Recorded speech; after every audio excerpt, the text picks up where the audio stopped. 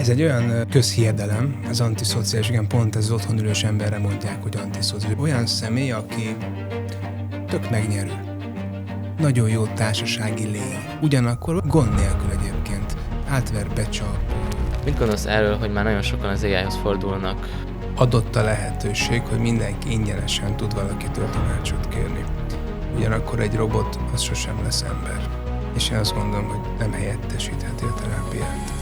A személyes terápiát. Azt, hogy mondjuk technikákat kérdezett, hogy milyen technikák alkalmazhatók mondjuk a szorongás, pánik, roham kezelésére, arra tök jó. Mert megmondja ott a pillangólelés, ott van az 5-4-3-2-1 technika, ott van a doboz légzés technika, de az, hogy azt mondod, hogy figyelj, én most napok óta depressziós vagyok és öngyilkos gondolataim vannak, nem fog neked segíteni. Nem kérdezz meg azt, hogy miért hozzák ezt. Mi lenne az üzenet, amit így kiemelnék, hogy ne higgy el mindent, amit hallasz. Azért, mert valaki azt mondja, hogy nem vagy elég jó. Nem kell, hogy elhidd, jó? Hogyan tudunk szerinted valaki olyanon segíteni, aki közel áll hozzánk, szeretjük őt, de ő nem akarja, hogy segítsünk neki? Sehogy. Sehogy. Hogyan tudod megőrizni a lelki békédet? Mikor azt érzem már, hogy valami nem oké, valami belső feszültség van bennem, nekem az egyik kedvenc technikám, hogy 3 kérdést fölteszek magamnak. Márk, azoknak, akik nem ismernek téged, ki vagy és mi a küldetésed? Ez egy jó kérdés, erre mindig nehezen válaszolok, hogy ki vagyok. Most jelen pillanatban könyvet írok. Regényt egyébként kommunikációs tréner és terapeuta. Ezeket szeretem, ezek olyan hivatás hívó szavak, amik így közel állnak hozzám. Emellett tréningekkel foglalkozom, tanítok egy középiskolában, úgyhogy sok mindennel, ami segít, meg ami hasznos. Kérlek, meséld el, hogy hogyan lesz valakiből terapeuta?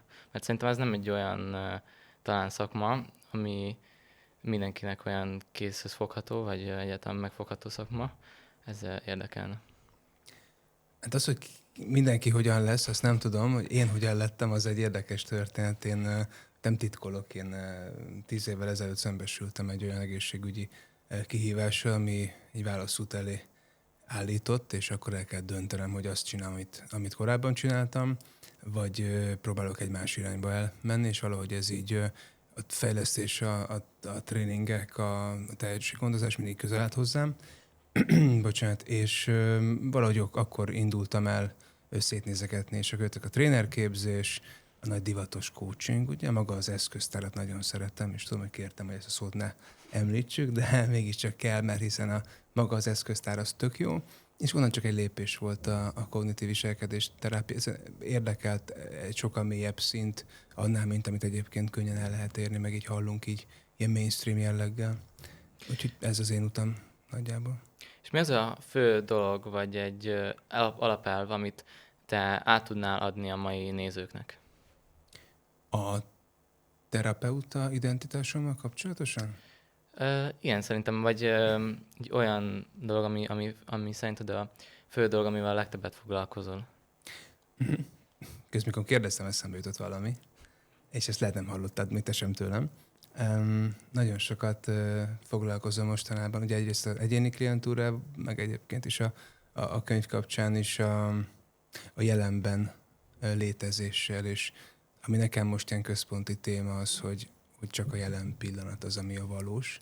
És ha már könyv, akkor egy Jeffrey Deaver nevű író írta az Illúzionista című könyvében, hogy csak a jelen az, ami a valós pillanat, a jövő az csak egy elképzelés, a múlt pedig egy fakuló emlék, és ezt próbálom így embereknek átadni, nem rájuk így nyomva, de mégis valahogy kinyitni a szemüket, hogy csak a jelen pillanat az, amit érdemes egyébként így szem előtt tartani. Nem őrült hedonista módon gondolom, meg ilyen carpe diem, de hogy ami most és itt történik, az a valós, és minden más, ez csak egy elképzelés. Úgyhogy nagyjából azt mondom, hogy ez lenne az ilyen húzó mondatom, hogy próbálj meg a jelenben lenni az itt és mostban. Talán ne szaladjunk egy kicsit még előre. Még a múltadról szeretnék egy kicsit beszélni. Jól tudom, hogy te a vendéglátásban dolgoztál ezelőtt, és talán ez, amit megemlítettél, hogy ez volt az a választópont. Hogyan kerültél egyáltalán be ebbe a vendéglátóiparba? Egy főiskolai szakmai gyakorlat keretén belül sose akartam pincérkedni, étterembe dolgozni, hotelbe sehol, ilyen helyeken, és mégis úgy hozta az élet, hogy idegenforgalmi szakon tanultam a főiskolán, és az első év után kellett egy szakmai gyakorlat, és valahogy úgy hozta a sors, hogy budapesti luxusszállodába kerültem. Megtetszett egyébként a dolog, hogy utána részmunkaidőben visszamentem vagy a főiskola mellett, akkor ugye főiskolának hívták ezeket az intézményeket, és ott ragadtam először, csak így reggeliztettem hetente 2-3-szor, aztán bekerültem a magasabb szakmai színvonalú csapatba, és valahogy így bent ragadtam, és tetszett, vonzott engem egyébként az emberek közelsége, a sok kultúra, a nyelvtudást, tudtam gyakorolni a nyelveket, megismerni különböző kultúrákat, és akkor egyenes út volt, hogy ott maradjak. És külföld, itthon egy csomó hely, úgyhogy ez viszonylag egyszerű volt. És mi volt az a váltó pillanat, amit már most is megemlítettél, hogy akkor mégiscsak más utat választottál? Nem tudom, mennyire legyen ez ilyen szívbe markoló, nem úgy akarom elmondani. Egyszer csak így megtalált engem egy olyan egészségügyi kondíció, amivel nem számoltam, és még nem voltam 30 éves, és nehezen tudtam megbirkózni. Ez egy autoimmun betegség, amit szóval nem szeretem betegség, de egy olyan állapot, ami befolyásolta egyébként így az energiaszintemet, a mobilitási készségeimet, és akkor, amit említettem, ez a pillanat volt az, amikor el kell döntenem, mi lesz akkor, hogyha nem tudok naphosszat talpalni, és jönni, menni, és lépcsőzni, és stb., akkor egy olyan irányba kellett így fordulnom, ami mondjuk másfajta, egy nyugalmasabb élet, egy könnyebb mozgásban, könnyebb munka, energiafelhasználásban, és inkább erre próbáltam fókuszálni, és valahogy így ez volt a legkézenfekvőbb egy következő lépés. És még mielőtt karriert váltottál volna, mi volt az, amit már abban a vendéglátóiparban tanultál az emberekről, amit még talán lehet, hogy csak később realizáltam, miután már egyre tisztában voltál ezekkel a módszerekkel, amit mindennapi életben akár tapasztaltál, akár a munkáján, akár pedig a kiszolgálás közben. Nem is tanultam talán, hanem így felismertem, hogy úgy szeretek kapcsolódni, meg úgy könnyen ment kapcsolódni különböző kultúrából érkező emberekkel, és így nyilván akkoriban még csak sztereotipizálás szinten ment, hogy melyik országból érkező vendég mit fogyaszt szívesen, és akkor arra rámenni. És így egyre, hogy így telt az idő, így felismertem azt, hogy ez így nekem könnyen megy, mert szeretem. És szerettem kapcsolódni, szerettem egyébként azt, hogy amikor nehéz helyzet volt, konfliktusos szituáció, valahogy egy ilyen jó játszótér volt a szónak a szép értelmében, hogy ilyen kihívás, hogyan tudok visszahozni mondjuk egy negatív érzésekkel, nem tudom, túlfűtött vendéget, vagy egy konfliktus hogyan tudok megoldani, és akkor ez a felismerés volt inkább azt szerintem, hogy ebben több is lehet. És karrierváltásról így sokan beszélnek, van egy ilyen angol kifejezés erre, és ilyen, ez nem feltétlenül rád vonatkozik, de ez a midlife crisis, amikor, ez már tudom, hogy nem rád vonatkozik. Lehet, hogy rám vonatkozik, nem tudom. Hát szerintem olyan, amikor a karriert váltottak, akkor biztos nem. Én 44 éves vagyok, tehát gyakorlatilag a midlife-ban vagyok, és vannak krízisek néha, igen. De akkor még, amikor szerintem, akkor 30 évesen nem. Mégis te hogyan élted meg, akkor eldöntötted, gondolom nehéz volt eldönteni, és amikor eldöntöd utána, akkor hogy élted meg, hogy akkor mégis újra kell kezdeni? Nem éltem meg újrakezdésnek. Inkább egy folytatásnak éltem meg, ami egy egészen más spirál. Nyilván utólag visszatekintve ez egy eszméletlen megterhelő időszak volt. Nem ismertem fel egyébként azokat a lépéseket, amin keresztül mentem, és nem akarok nagyon ilyen pszichológiai modelleket csattogtatni, de van a Kübler-Ross görbe a vesztességfeldolgozásnak az egyes stádiumai, a tagadás, meg a depresszió, meg a utána, hogy hogyan tudunk így felülkerekedni, és a új ötletek, az applikálás fázisa. Utólag itt tök tisztán látom, a benne lenni baromi nehéz volt az, hogy mi volt a kapcsoló, azt talán az, hogy vitt előre az adrenalin, hogy nem lehet itt vége. Mert azért ez egy olyan állapot, ami könnyen ilyen hosszú és ilyen nehézkes életet tud kialakítani. Úgyhogy én azt eldöntöttem, biztos voltam benne, és arra tisztán emlékszem, hogy én fogok rendelkezni a saját sorsom felett, és majd én eldöntöm azt, hogy mikor fogok leülni, megnyugodni, és a többi, és talán ez volt az ilyen löket, és amelyet angolul beszéltünk, ez az ilyen boost, hogy így menjek elő, és ez lökött engem előre. És ez ilyen nagyon éles váltás volt, vagy volt egy olyan időszak, amikor még a kettő egymás mellett párhuzamosan ment? Valahogy ez egy ilyen tök jól kialakult, és teljesen véletlenül kialakult átmenet volt. Én már az éttermes pályán vége fele szinte kizárólag már csak a képzésekkel foglalkoztam, a tehetséggondozással, és onnan pedig ugye jöttek ezek, amiket tanultam a képzések, és a cég is, ahogy megalakult, ideig, ahogy mondod is, a kettőt egyszer próbáltam csinálni, de már az éttermes munkában is inkább csak ez a fajta ilyen háttér jellegű munka volt a tehetségek, a tanulók tréningezése vagy tanítása, és akkor ez így szépen egyszer csak így az éttermi rész megszűnt, és maradt ez a képzés csak más frontokon. És mesélj nekünk egy kicsit a cég alapításról, az hogy nézett ki, hogy milyen lépéseket kellett ott megtenni, hogy ez létrejöhessen? Hát először is kellett egy vízió, és a vízió az volt, hogy egy olyan céget szeretnénk csinálni, ami ugye belevág ebbe a fajta vágyunkba, hogy képezzünk embereket, hogy ki tudják aknázni a maximális potenciált, ami bennük rejlik, akár terápiás ilyen egy-az-egybe ülések alatt, akár csoportos képzéseken, és nyilván megvoltak azok az ötletek, hogy mi a portfólió, mik a célcsoportok, klasszikusan, mint egy vállalkozás kialakításánál, mennyire működhet ez, egy valami egyszerű piaci elemzés, meg ilyen célközönség felkutatása nem volt ennyire nagyon tudatos, de azért az emberek ilyenkor szétnéz, hogy mibe érdemes belevágni, és gyakorlatilag kulcsra kész volt a cég, csak mi nem indítottuk be. És akkor volt egy első megrendelés egy budapesti ilyen butik hoteltől, és akkor emlékszem, az első tréning voltam hivatalosan már a Coach 52 nevéhez fűződik, és amikor azt így leokéztek, akkor mondtuk akkor a könyvelőnek, hogy akkor most indítsa be a bulit, és akkor onnantól pedig ez így, most lesz egyébként, azt hiszem 10. éve, jubilál a kis cég. Úgyhogy az első pont így ez volt, így indultunk be, és akkor utána nyilván így mentünk mindenfele. Nem klasszikus, agresszív sales, meg hideghívás, meg társai, inkább amiben én hiszek ez a szájhagyomány, hogy valahol vagyunk, ahol jó az, amit csinálunk, és tetszik az embereknek, és akkor azt elmondják másnak, és szinte kizárólag így szereztünk üzletet mindig. Tehát, hogyha valaki szeretne egy céget alapítani, akár még ma is, akkor inkább előre legyen már elkészítve a cég, és amikor csak jön berendelés, akkor alapítsák meg a céget, mint sem, hogy megalapítsák a céget, és aztán pedig ne legyen semmi megrendelés évekig, és ott álljon, és nem is tudják, hogy amúgy ez működhet, vagy sem.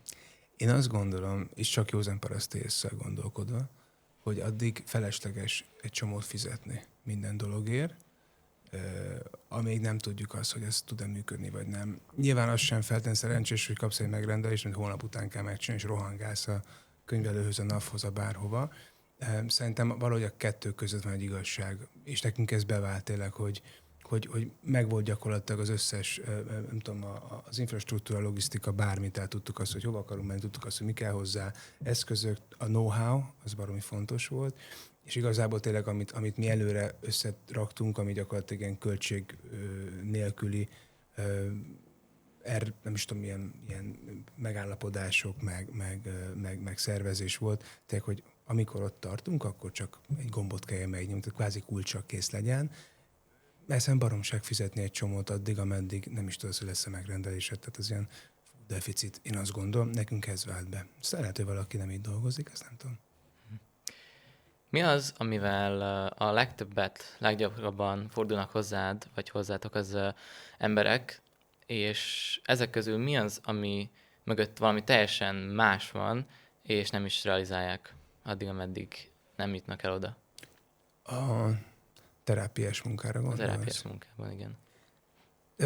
Nagy a szórás egyébként, tehát a legkülönfélébb dolgokkal. Nekem az ügyfélkörömben van, aki nem tudom, akár ilyen kényszerbetegség, volt, aki szuicid gondolatok miatt, valaki karrier elakadással talált meg párkapcsolati gondok, tehát ez abszolút óriási szórás, és egyébként szinte mindig meglepő a klienseknek, hogy a kulcs a megoldáshoz, az nem elég, hogy ugye bennük található, de hogy általában ez egy ilyen korai megélésből jön, és ez mindig egy ilyen érdekes dolog, ez azért tök elcsépelt, ez a gyermekkorból fakad minden.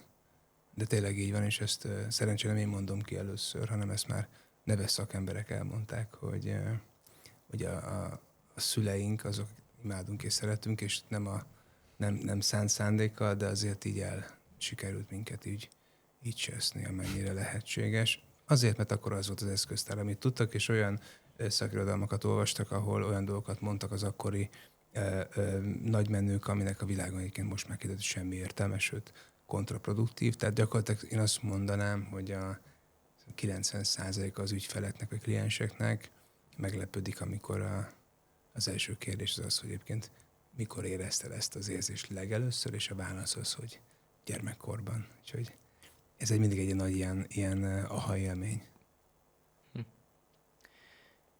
Ennek a szakmának mik az ilyen veszélyei mondjuk, amivel te találkoztál eddig, vagy találkozhat valaki, aki ilyen szakmában dolgozik? A terapeuta kompetencia hiánya. Az a legnagyobb probléma, és ezt én is vállalom, és ezt ki fogok állni ezért bárkivel szemben. Olyan felhígult lett sajnos így a szakma, vagy legalábbis ezek a segítő munkák kellőn ismeret nélkül vágnak bele olyan dolgokba, amik sokkal nehezebbek annál. Tehát a kompetenciahatárokat nem jól mérik föl, és ezt annak idején szerencsémre belénk verték azt, hogy mik azok a sarokpontok, amiket nem lehet megkerülni. Úgyhogy talán ez lenne az egyik veszélye, meg ugye az, hogy nem időben érzékelik azt, hogy sokkal mélyebb a probléma esetleg egy kliensnél. A harmadik veszély az, hogy korunknak egyébként is egy ilyen rákfené, az interneten minden megtalálható, és a Instagramon, gondolom a TikTokon is, nem tudom, mi történik, de az összes ilyen közösségi média felületen az okosabbnál okosabb emberek megmondják, hogy mi jön meg hogy, itthon is, külföldön is, anélkül, hogy egyébként lenne bármilyen szakmai tudásuk, és az emberek ezt elhiszik, bekajálják, és akkor gyakorlatilag egy ilyen a nyílt sebre tesznek egy ilyen gumimacis tapaszt, vagy egy ilyen Donát kacses seb tapasztot, és akkor azt be van a seb gyógyítva, vagy kezelve, úgyhogy szerintem ez egy ilyen nagyon nehéz dolog, hogy így a terapeuta nem biztos, hogy át tudja látni, hogy az, amivel foglalkozik, az csak egy pillanatnyi megérés, és egy rossz hangulat, vagy amögött egy komolyabb mentális akár zavar rejlik, és nem tudja időben átirányítani. Ez nem baj, hogyha oda kerül egy kezdő szakemberhez valaki, akinek komolyabb problémája van, a baj az, hogyha nem ismeri fel a terapeuta azt, hogy ez nem az ő kompetenciája. Pont erre akartam én is kitérni, hogy szerinted hol végződik ez a kognitív terápia, és hol kezdődik már az a szint vagy munka, amit már egy pszichológus vagy pszichiáternek mondjuk kellene kezelni, vagy másnak? Hát klinikai szakpszichológus vagy pszichiáter, igen, azok, akik már a gyógyszeres kezeléssel is foglalkoznak, vagy egyébként így tudnak tovább utalni emberkéket. Én azt gondolom, hogy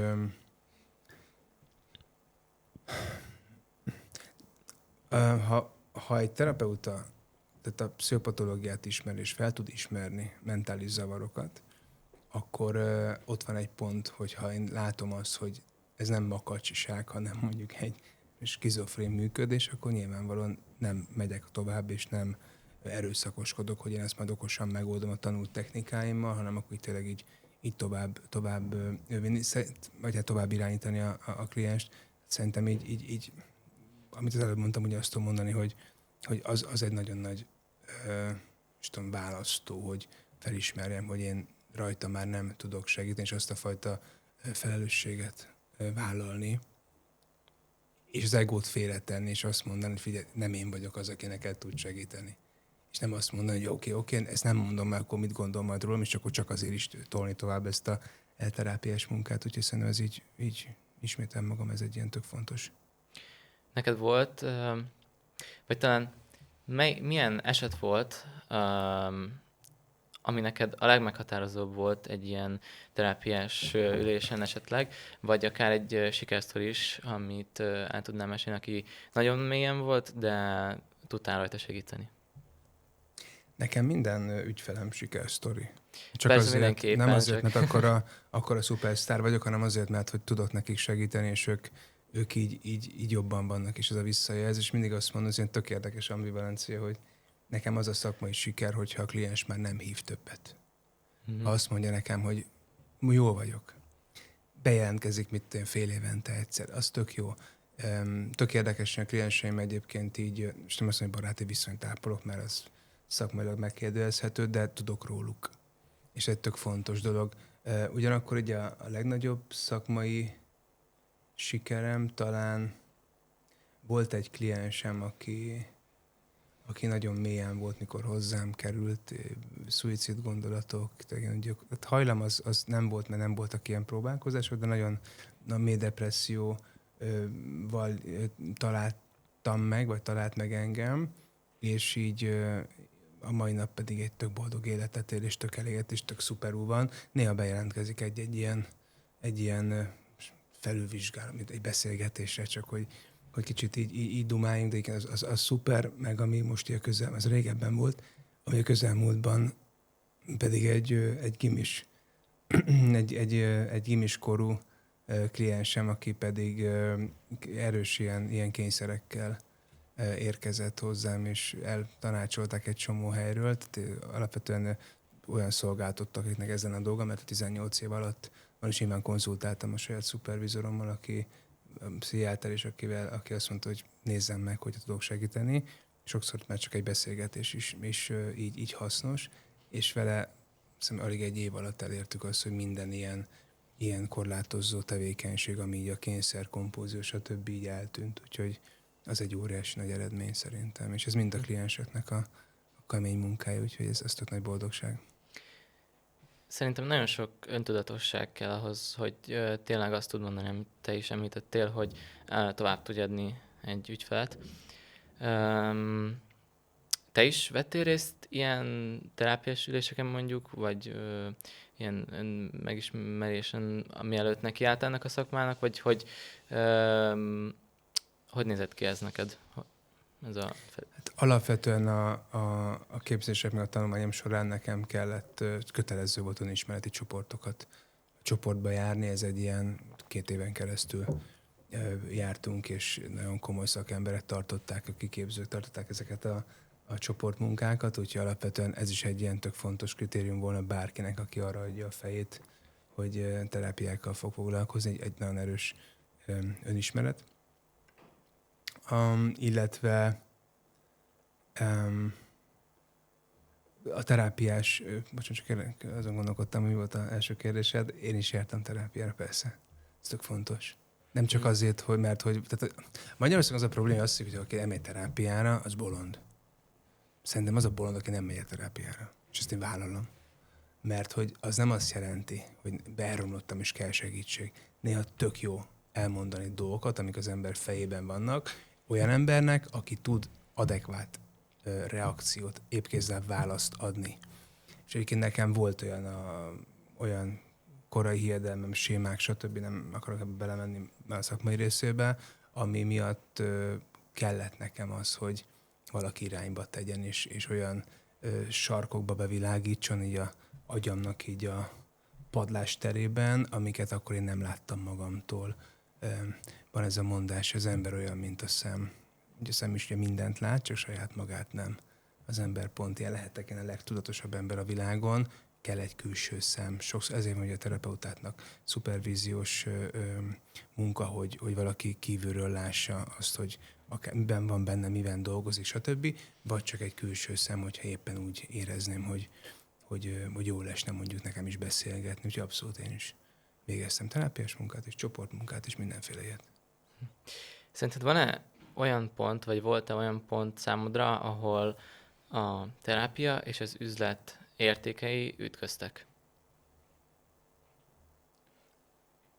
terápia és üzlet? Én úgy gondolom ezt, hogy valaki, aki csak a profitra hajtana, a üzleti értékeit előnyben helyezni azzal, amire mondjuk az ügyfélnek szüksége van. Így már érted. Aki Azért, azt csinálja... Igen, hogy a profit orientált nagyon, és nem az ügyfelet helyezi előnybe. Értem a kérdést, most már köszönöm szépen. Egy szó jut eszembe, az, hogy etikátlan. A segítő munka. Én nekem egyébként pénzt is nehéz elfogadnom. Hiszen ez egy olyan dolog, amit én tanultam, valamilyen eszköztár birtokában vagyok, ami segít. Nyilván én tanultam, tehát valamilyen szinten ez is egy vállalkozás, de nekem sose az az első. Nagyon sok olyat hallottam, igen, hogy aki átjött más terapeutától hozzám, hogy aki azt mondták, hogy hetente kell járni ennyi pénzért, de hogyha nem jár hetente ennyi pénzért, akkor nem tudom, mit kell csinálni. Tehát, hogy vannak sajnos ilyenek. Valamiért, pont azért, mert hogy én ezt ilyen hivatás, vagy ilyen hívásnak élem meg, sosem volt először, sőt, amit én mondtam is, nekem az a siker, hogyha nem jár már a kliens hozzám. Egyébként nagyon sokszor szoktam javasolni klienseknek, hogy felesleges hetente, 10 naponta, 2 hetente találkozni, mert hogy nem történik annyi minden, jobban van, megvannak az eszközök, amiket használni, csak akkor ritkítsuk az üléseket. Ilyen szempontból abszolút igen. A terápiás munka, a tréning az egy picit más, mert az cégek, az inkább ilyen B2B jellegű történet. Ott is az etika az egy nagyon fontos alap nálunk, hogy olyan például ott is megtörtént, hogy egy cégvezetés olyan programot szeretett volna ráhúzni egy csapatra, ami nem volt egyébként valós, sem az ok, sem pedig az indok, sem pedig így az elképzelés, és úgy nyilvánvalóan akkor azt, hogy próbáltuk átforgatni, hogy mi szívesen dolgozunk ott velük, viszont az, amit ők szeretnének, az lehet, hogy nem erre a csapatra applikálható, vagy nem applikálható rájuk, az így érthető. Tehát, hogy azt mondta a vezető, hogy az én csapatom az nem tudom, ilyen meg olyan, és hogy ezt csináltok meg tréningen nekik, és rájöttünk, hogy nem velük van a baj, hanem a vezetővel. Csak ezt baromi nehéz visszajelzni. Ott vannak azért ilyen kérdőjelek, hogy akkor mivel teszünk jobbat, de szerintem amikor egy nagy multicég, mit tudom én, értékesítés tréninget akar venni, és akkor abban több a mozgástér. Sosem játszunk egyébként egyéni kliensek olyan mély elakadásaival, kihívásaival, ez nekünk az egy ilyen fontos etikai kérdés. Hogyan kell elképzelni egy ilyen céges tréninget, vagy miből áll egy ilyen? A céges tréningban egy kis csoport, kezünk ügyébe bíznak, és akkor van egy témakör, általában van egy, nem tudom, 8-10 olyan panel, amit szoktunk leadni. Általában ez egy ilyen egymásra épülő, ilyen moduláris, ilyen dobozos tréningek. Ez önismeret, társismerettől kezdve, konfliktuskezelés, asszertivitás, mindenféle ilyen érdekesség. Vezetőiskolák, mit tudom, és a többi. Ilyenkor megbeszéljük a megbízóval azt, hogy mi az elvárás, mit szeretne, és akkor a csapatnak pedig ezt így leadjuk egy nap, nem tudom, vannak 3-4, általában 4 tréningblokk, sok játékkal, sok ilyen elméletet mélyítő gyakorlattal, interaktívan, és általában az emberkék szeretik, aki meg nem szereti, az pedig tök jó visszajelzés nekünk, hogy mi nem vagyunk egyébként kompatibilisek velük, nem volt meg a kémia, vagy esetleg a csapat nem volt annyira vevő arra, amit mi szeretnénk, de ilyen szerencsére kapogom, hogy kevésszer van.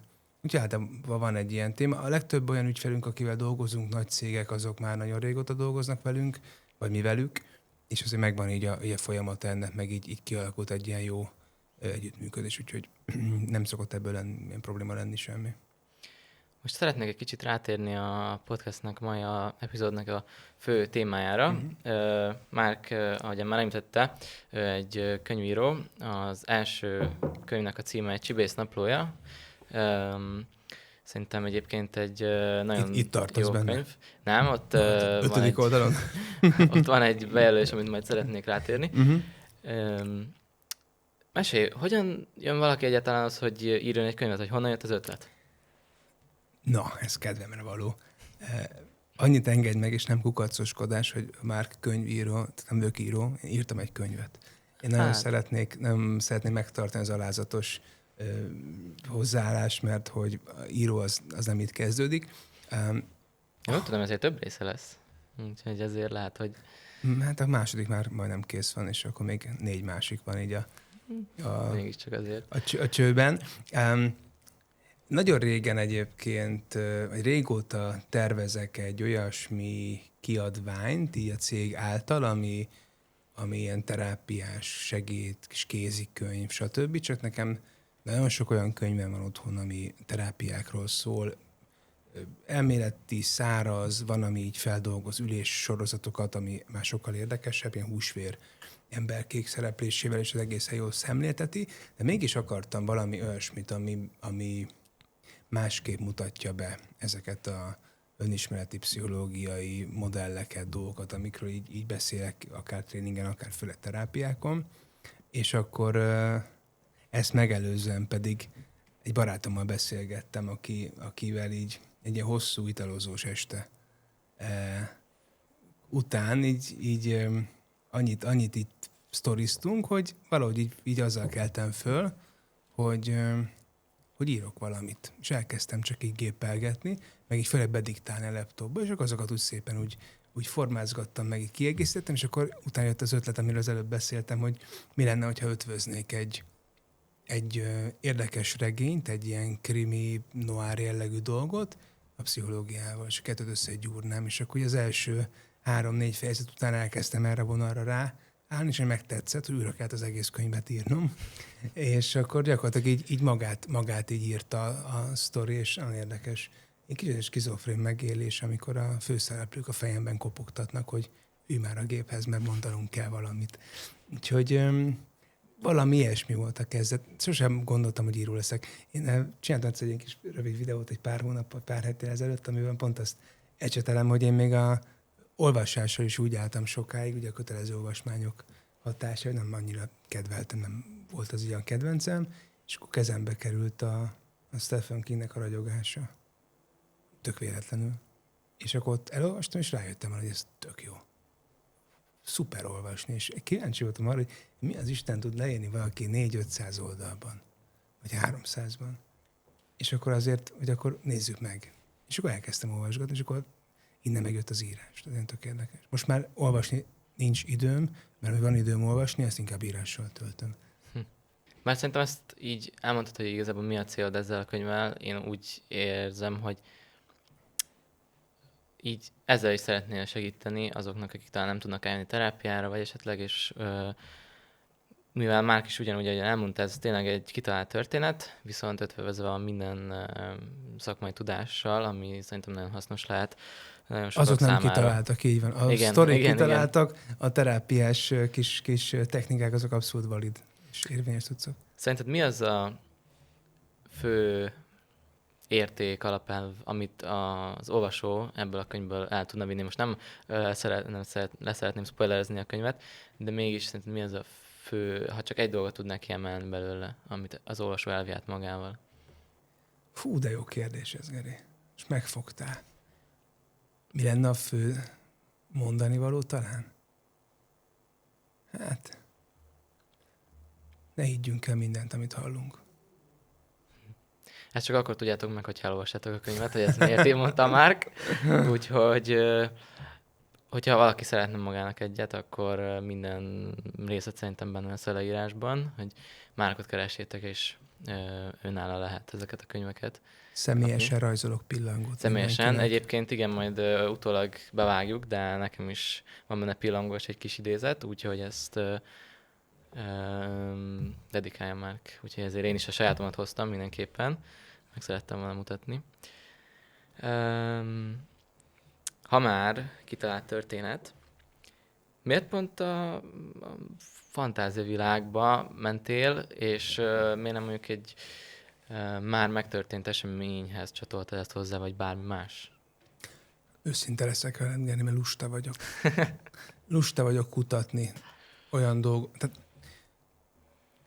terápiás eszközök, pszichológiai modellek, háttere, akár helyszínek, utánajárása, földrajzi, akármilyen érdekességek, azokat én imádom, és azokat nagyon szeretem kutatgatni, de mondjuk egy megtörtént bűnöző, vagy megtörtént bűnesetet mondjuk felgöngyölíteni, és utána nézegetni, azért lusta vagyok.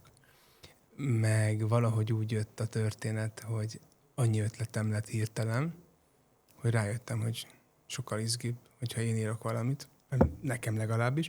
Én az olvasóktól azt a visszajelzést kaptam, hogy számukra is egy izgalmas dolog.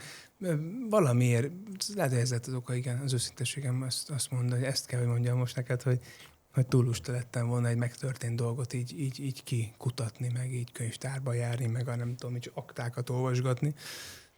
Inkább kitaláltam. Ez is egy érdekes megközelítés, de szerintem sokkal jobb tényleg, hogy egy kitalált történetre 20 ezerre. A csibész, már a borítón is látszik, szerintem így, hogyha oda teszem, meg nem tudom, mennyire látszik. Márkron magadra mintáztad, és én nem tudom, te mennyire gondolod ezt, viszont szerintem ez egy önkifejezés lehet. A könyvben, Az, hogy beleéled saját magad a főszereplő szerepébe, és hogy magadra mintáztad őt.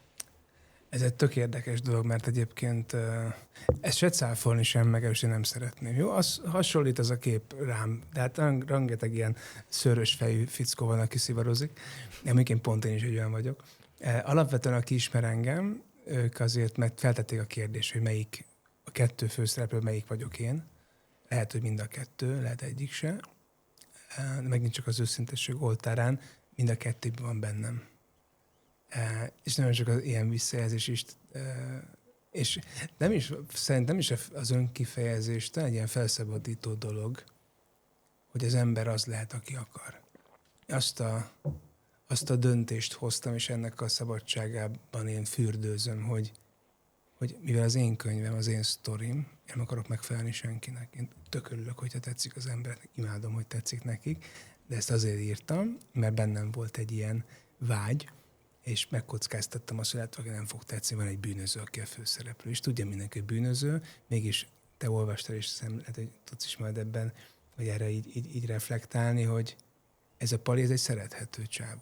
Ez lop, csal, hazudik, nem gyilkol, nem folyik a vér benne, nincsen benne hulla semmi, de hogy egy szerethető Pali.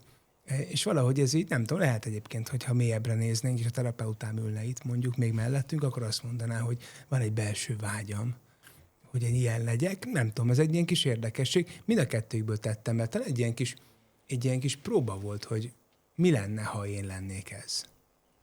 De a terapeuta az jobban én vagyok szerintem. Hát mondanám, hogy döntsék ezt az olvasók, de ezt azért inkább csak azok tudják szerintem eldönteni, akik igazán ismernek. Ahogy említettem, meg te is mondtad, de van egy benne kijelölt rész. Vannak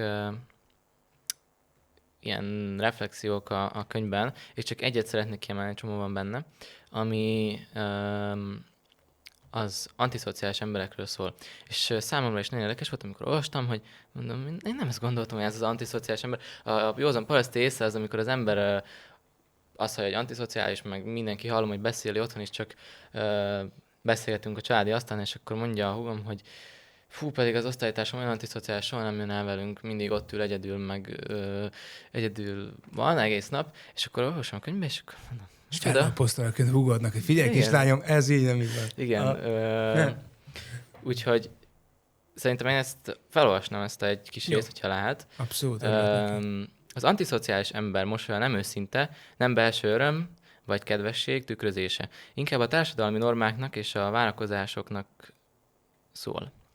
Ettől függetlenül megtévesztő, és pont ezért tud működni. Ezt kicsit ki tudnád fejteni, hogy mit jelent akkor mégiscsak az, hogy antiszociális valaki? Amikor legelőször ezt hallottam, hogy én is abban a hitben voltam, mert ez egy olyan közhiedelem, amiben élünk, ugye van egy csomó ilyen szó, amit szitokszónak használunk, és nem tudják, hogy mit is jelent ez. Az antiszociális, igen, pont ez az otthon ülős emberre mondják, hogy antiszociális. Belegondolsz csak ugye a szó jelentésébe, ugye a szociális, a közösségi. Az anti, az pedig valami ellen.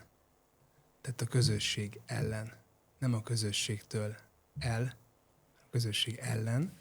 És olyan ember, hogyha esetleg ha láttad a DiCaprio-nak a Kapjál, ha tudsz című filmjét, vagy tehetséges Mr. Ripley, vagy ez a kettő film jut eszembe, de majd ha jut még, akkor majd mondom.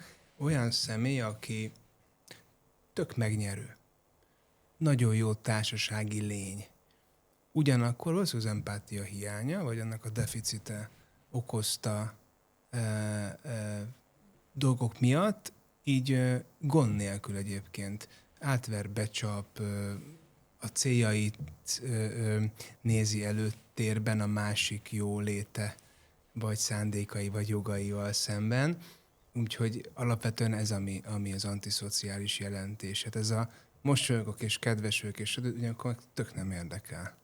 És azt hiszem, hogy ez pont egy olyan fejezetben van, amikor a főhősünk, nem is tudom, mit lop el az áruházból, vagy cuccokat, és mosolyog a kasszás nénire, és közben tök leszarja az, hogy a kasszás néni hogy van, meg hogy érzi magát. Neki ott a cél volt a fontos. Valahogy a kettő között van a had, amit így beleírtam, az próbáltam szakmailag azért így hű maradni az ismeretekhez. De örülök, hogy ezt hoztad, mert egyébként ezt szinte minden órán, amikor személyiségfejlesztés órán beszélünk, ezt föl szoktam dobni, hogy ha bár úgy azt hívjuk antiszociálisnak, aki szombat este inkább otthon ül, de alapvetően az inkább csak a visszahúzódó ember, vagy az zárkózottabb ember, ez inkább valami ellenes. És ahogy így olvastam, letettem, megálltam, és akkor így belegondoltam, egy ember így beugrott a fejembe, és mondom, hogy hú, bakker, hát ő antiszociális. És pedig közkedvelt ember a közösség középpontjában van, és nekem csak egy kicsit közelebbi kapcsolatom volt velem, mert mindig együtt buszoztunk haza, és akkor elmesélte, hogy amúgy, hogy háttérben meg miket csinál, és akkor így ember nem gondolná soha, de így be tudja azonosítani az ember, és sokkal talán most már másabban is tudom kezelni.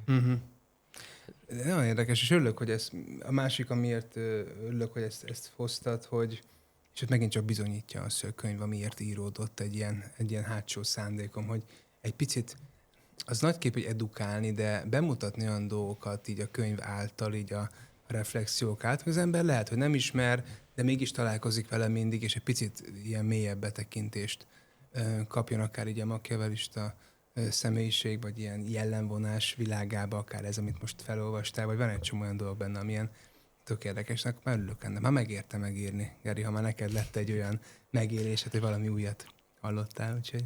Igen, tele van ilyenekkel egyébként, de szerintem ezt hagyjuk meg annak, hogy az olvasók saját bőrükön érezhessék ezeket át. Nincs spoiler. A másodikban még több ilyen van.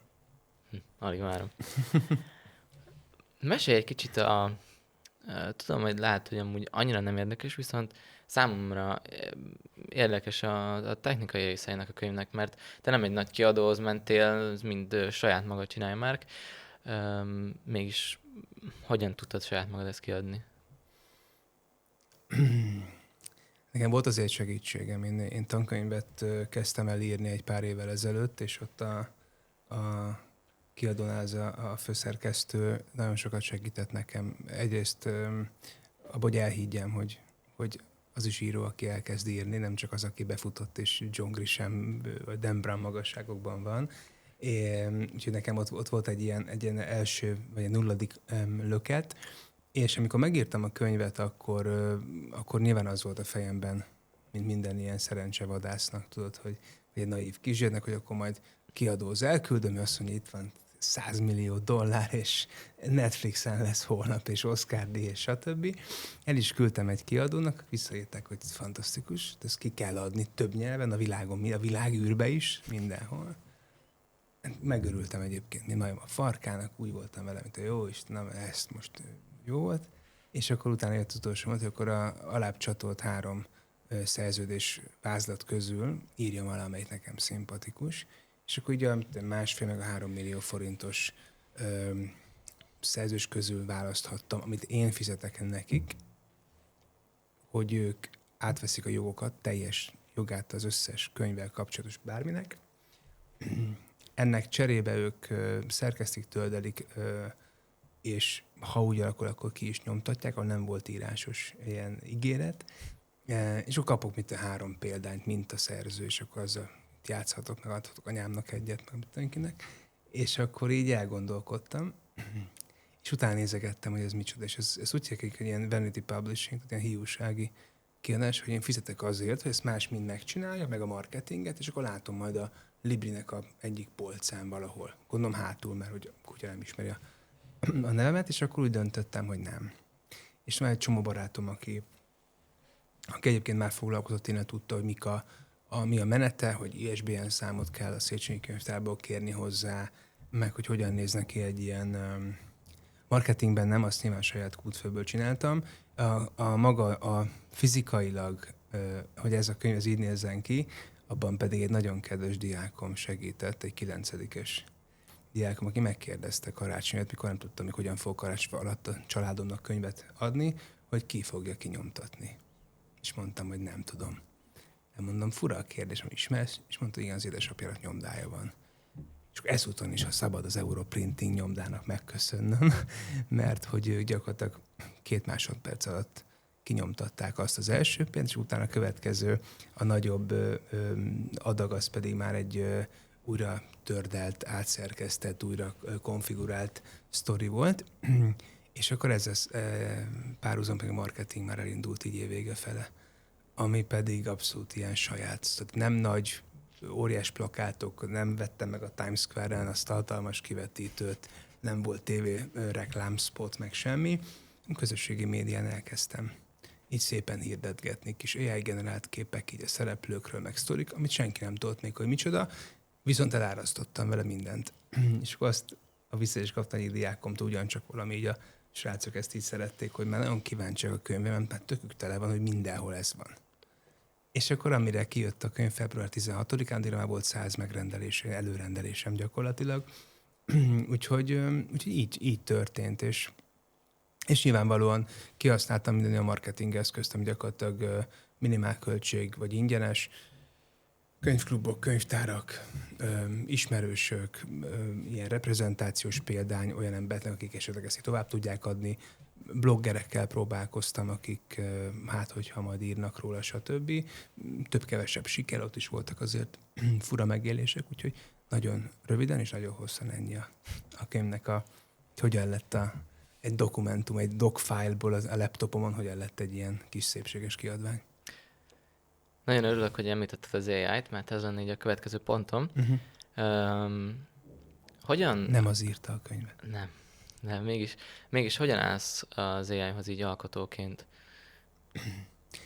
Engednek, hogy nagyon gyors sztorit elmeséljek, és bárcsak majd eljutna ahhoz is, akivel ez történt, mert hogy aki a másik szereplője volt. Én mindjárt válaszolok kérdésre, de csak tök érdekes az AI. Én szeretem egyébként az AI-t. Mert tök jó, ha az ember okosan használja. Sose íratnék vele semmit meg. Viszont ötletelni, ellenőrizni, ilyen dolgokban tök jó tud lenni szerintem. Képek generálásával, nekem abszolút én ilyen vizuális vagyok, és nekem tök fontos látnom. Nekem előbb meg volt a borító, mint a könyv. Nekem kell látnom azt, hogy például borító karakterek, ahogy elképzelem őket, ha van egy kép, akkor sokkal közebb tudok hozzájuk kerülni. Úgyhogy én alapvetően így az AI-t nem csak itt, te pont tudod, az iskolában is ilyen pártolom, hogyha valaki az AI-t használja, ha és amennyiben magáévá teszi azt a szöveget, és magáénak érzi, és átnézi, és tudja, miről beszél, és le van hivatkozva, és stb.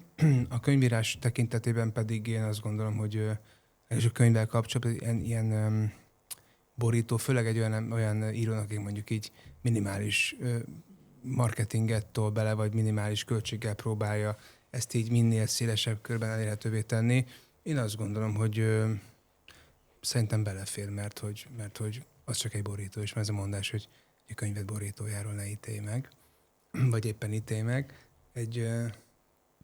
Fölöttem kapcsolat egy személlyel, aki így ilyen könyvajánlással foglalkozik így a közösségi médiában, és akkor nagyon kedvesen visszaírta, hogy egyébként, hogy vállalom-e azt, hogy elolvassa a könyvet, és akkor, hogyha negatív kritika van, az is megosztja, nyilván kultúrált módon, és mondta, hogy természetes, arra várok. És akkor föltett egy csomó kérdés, ez egyik az, hogy a AI borító-e a borító, és írtam neki, tehát abszolút őszintén, tehát persze, egy ilyen repülőgépet, az csomó pénz lett volna kibérelni, hogy lefotózzam, vagy megkérni valamelyik kortárs festőművész, hogy fesse le, meg a könyvnek se olyan jellege, és azt válaszolt, hogy akkor viszont ő nem olvassa el ezt a könyvet, mert hogy ő alapelv szerint ő nem olvas olyan könyvet, aminek a borítója AI. És mondtam neki, köszönöm szépen, és hogy tartsa meg ezt a jó szokását, és semmi probléma. Furának éltem meg az egészet, de mondtam, oké. Aztán hetekkel később láttam egy könyvajánlóját, egy könyvről, aminek a borítója egy űrben játszódik, és egy amerikai filmszínész van fejjel lefele a kozmoszban, és így gondoltam, hogy ez egóm csak elkezdett így, tudja, kis ördög így kopogtatni, hogy kérdezd már meg, hogy egyébként kifestette le ezt a fiatal embert az űrben, de nem tettem, úgyhogy ez egy ilyen kis érdekes sztori. Tehát, hogy én azt gondolom, hogy mindenkinek szíve joga. Egy könyv szórakoztatni, edukálni, elgondolkodtatni hivatott, és hogyha valaki úgy adja ki, hogy ez enyém és az én ötletem, akkor tök jó. Még egyébként a nagy elmékkel, legnagyobb magyar pszichiáter, név nem mondom most ki, de tehát praktizáló pszichiáter is például a közösségi médiában AI-jal iratja meg a cikkeinek egy részét, amik ilyen gyorsak és ilyen napi szintűek, az ő promptjai alapján, az ő ötletei alapján nyilván átnézi, és ő pont emellett állt ki, hogy nyilván egy szakkönyvet nem ír meg az AI neki. Viszont ilyen cikkeket, amikor gyorsan rohanó világban, tök jó, hogyha ad egy vázat. Nyilván azt csinosítgass, stb. Ezzel értek egyet egyébként. A munkádban használod azért, a szakmádban, a terápiás kezeléseket bármilyen módon? Azokban nem. És a munkádnak a többi keretéhez mondjuk, a életed rendezésében, vagy a naptár használatban, vagy bármi, ami ehhez kötődik? Azokban nem merem. Még abban sem merném, hogyha automatizáltan föl tudna tölteni egy posztot. Például pont most akartam iratni vele egy posztot egy könyvvel kapcsolatosan, csak így a közösségi médiába. De az, hogy automatikusan föl is töltse, azt sosem engedném meg. Én nem bízok a robotokban. Tehát, hogy én itt a kenyérpirítóban bízom. De az is kihúzom a konnektor, hogyha elmegyek otthonról hosszabb időre. De visszatérve, tehát, hogy abszolút használom. Tehát megír nekem cikkeket, posztokat, bármit az én promptjaim alapján, amiket azért 10-ből 9-szer visszaküldök, hogy nem tetszik. De 1/10 mondjuk úgy használható. Mégis a fordításra, jól tudom, már ilyen AI segítséget használtam, mivel a könyv több nyelven is most már kapható, megjelent? Vagy... Spanyolul megcsináltam egy spanyol ajkú baráti társaságnak, igen, az abszolút, az 100%, 99% AI, amit átolvastam. És azt úgy is adtam ki nekik, hogy ezt én kinyomtatom nektek játékból. Tehát valószínűleg nem árulnám az interneten, mert nem vagyok benne biztos. Szúrópróba szerint átolvastam egyébként. És tök jó volt, és akik olvasták, spanyol ajkú barátaim, ők mind azt igazolták vissza, hogy tök szuper. Úgyhogy vannak ilyen dolgok, amikre az AI nagyon... Abszolút. Nyilván, hogyha arról lenne szó, hogy én mondjuk a spanyol nyelvterületen szeretném kiadni, és pénzt csinálni belőle, és hivatalossá tenni, akkor én egy műfordítót fölkérnék arra, hogy ezt csinálja meg. Ugyanakkor nem vagyok benne biztos, hogy teljesen hibátlan, vagy sokkal jobb lenne, mint egy AI. Tehát vannak dolgok, amiket tök jó szerintem. És ugye megint az, hogy ez a tökéletességre a törekedés, és ha szabad, nem tudom, hogy hol a kamera, aki lát minket, de hogy ez az aranytörés benne, ugye ez a kintsugi, és a legelső oldalon egy ilyen kintsugis idézet van, ugye, hogy ez a japán technika a műtárgyakra, amik így sérültek, töröttek, amit nem az, hogy elfedik és szépen glettelik, meg javítgatják, hanem arannyal pótolják a törött részeket, és pont a tökéletesség, meg tökéletlenségre szól a könyvemben, hogy ez a könyv ez nem tökéletes, ez egy tökéletlen könyv, és pont ettől tökéletes számomra. Hogyha ez így érthető, tehát, hogy vannak benne most is hibák, pedig lektoráltattam. Ez nagyon szép gondolat szerintem. Én találtam egy ilyen tanulmányt, a Harvard Business Study Review csinált egy ilyen tanulmányt, ami szerint 2023 és 2024 között a személyes terápia lett a ChatGPT első számú felhasználási felhasználása. Szerinted ez jó vagy rossz, vagy mit gondolsz erről, hogy már nagyon sokan az AI-hoz fordulnak terápiás kérdésekért? Nagy tanácsokért. Hogy ítéletmentesen fogalmazzam meg. Adott a lehetőség, hogy mindenki ingyenesen tud valakitől tanácsot kérni. Ugyanakkor egy robot az sosem lesz ember. nagyon sok dologra jó, viszont nagyon sok dologra nem. És én azt gondolom, hogy nem helyettesítheti a terápiát, a személyes terápiát, hiszen nem ember. A robot sosem lesz ember. A robot az megtanult dolgokat, hogyan reagáljon, hogyan válaszoljon. Egy másodperc töredék alatt fölkutatja az egész internetet, hogy neked mi lehet a problémád. Tökéletes pont ma mesélt egy barátom nekem arról, hogy vérnyomását mérte, és a vérnyomásmérőgép kiírt valami kis ikont, és befotózta a ChatGPT-nek, és ChatGPT mondta, hogy milyen komoly problémák vannak itt, ez mit jelent, hogy ilyen, nem tudom, ilyen zavar, olyan vérnyomás, olyan, stb. Szegény barátom így lehűlt, és így megállt benne a vér, és akkor megnézte a leírását ennek a gépnek, és csak egy rossz beállítás volt. Tehát, hogy azt gondolom, hogy én is sajnos találkoztam olyan, hogy a ChatGPT beszélget. De ha belegondolsz, a ChatGPT megkérdezi, figyelj, de ma reggelre eszek egy birka pörköltet. De egy jó kis, nem tudom mivel, csalamádéval. Mit gondolsz? Mi lesz a válasz? Nagyon jó. Nagyon jó, igen. Szerintem ez nagyon jó ötlet. Jó? Tehát, hogy nem. És mit mond erre egy normális ember? Az, hogy figyelj, egyet, ha jól esik, de hogy tönkre fogod tenni a gyomrod kora reggel ezzel a nehéz, zsíros étellel. Tehát én azt gondolom, hogy a terápiát nem fogja sohasem tudni helyettesíteni robot. Ahhoz annyira emberi érzések és mély empátiára van szükség, amiket sosem tud. Az, hogy mondjuk technikákat kérdezett, tegyük fel, mondjuk milyen technikák alkalmazhatók mondjuk a szorongás, pánik, roham kezelésére, arra tök jó. Mert megmondja ott a pillangőlelés, ott van az 5-4-3-2-1 technika, ott van a doboz légzés technika, ott van bármi, tök jó, de nem fog neked megmutatni. De az, hogy azt mondod, hogy figyelj, én most napok óta depressziós vagyok, és öngyilkos gondolataim vannak, nem fog neked segíteni. Nem kérdezi meg azt, hogy egyébként mi okozzák ezt. Igen, talán legtöbbször van egy ilyen beépített, hát megtanított funkció, hogy fordulj, kérj segítséget, fordulj szakemberhez.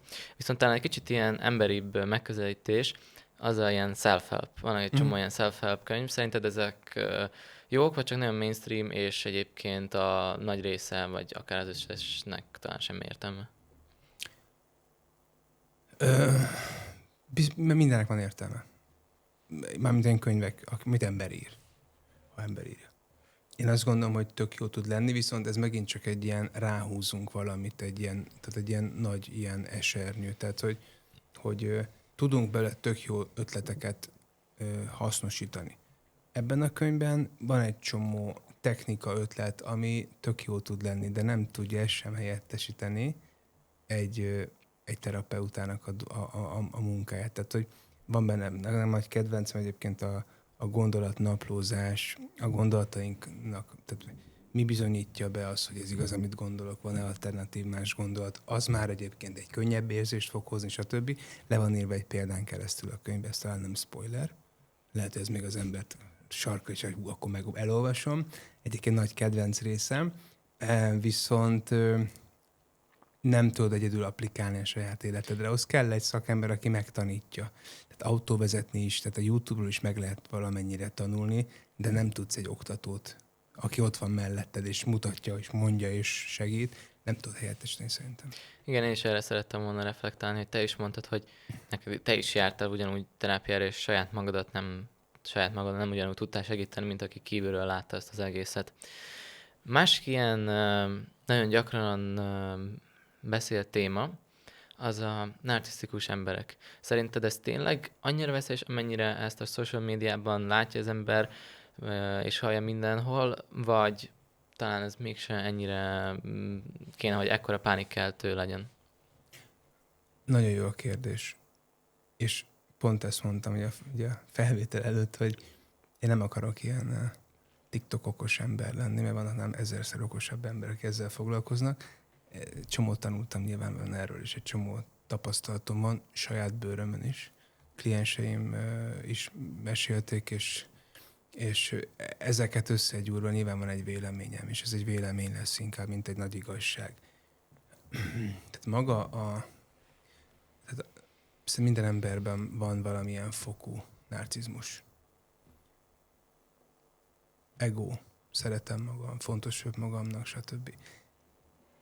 egyre több emberben, talán így a felgyorsult világ, így a kapcsolatoknak a minőségi romlása, hogy ugye már szinte csak a chatben beszélgetünk egymással, vagy online, vagy stb. Nyilván ez is így meggyorsítja a folyamatot, hogy csomó ember nem figyel annyira oda a másikra. És ezáltal is valakiben ez mondjuk így aktivizálódhat jobban, ez a fajta ilyen magamista működés, ha szabad így fogalmazni. A klasszikus narcisztikus személy, és már személyiség zavarok köréből ez szerintem kikerült, lehet azóta visszakerült, nem tudom, de szerintem ez már csak egy jellem, nevezünk narcisztikus jellemvonásnak, vagy ilyen személyiségvonásnak. Alapvetően ez tök veszélyes. Akkor, amikor a másik fél nem ismeri fel, hogy mivel áll szemben. Ez ugye a passzív agresszivitás, ez ugye a gaslighting, ami egy tökre egy elterjedt fogalom, ugye ez úgy fordítom a valóságot, hogy te kételkedj a saját igazadban. Ez baromi veszélyes tud lenni. Van egy csomó olyan, meg ez önbecsülés aláásása, hencegés jellegű dolgok, amik így baromi veszélyesek tudnak lenni, ha valaki nem ismeri fel időben. Tehát az egyik válasz a kérdésed, az egyik válasz az, hogy igen, tök veszélyes tud lenni, mert ez okozhat a sértett félben nagyon komoly akár, nem tudom, depressziót, vagy negatív spirált, vagy bármit. Ugyanakkor a másik fel, ugyancsak érdemes elmondani, amit megint csak látok és tapasztalok, hogy mostanában azért így lehet hallani, mert mindenki ráhúzzák azt, hogy ez narcisztikus. Hát tegyük fel, én mondjuk kicsit agresszívebben állok ki a saját érdekeimért, akkor rám dobják, hogy én narcisztikus vagyok. Tehát, hogy ha te körbenézel a baráti körödben, ti azért fiatalabbak vagytok, és én régebb óta élek már, tehát ergo többet tapasztaltam, tehát ez nem erény, ez egy állapot, mindig ezt mondom az életkorra, hogy valaki mindig van az ismeretségi körből, akinek az exe pont narcisztikus. Vagy az a nem tudom ki narcisztikus. Tehát azért könnyen dobálják ezeket, tehát könnyen megjelölnek embereket ezzel, de alapvetően vannak olyan jellemző viselkedésformák, amik tényleg veszélyesek tudnak lenni.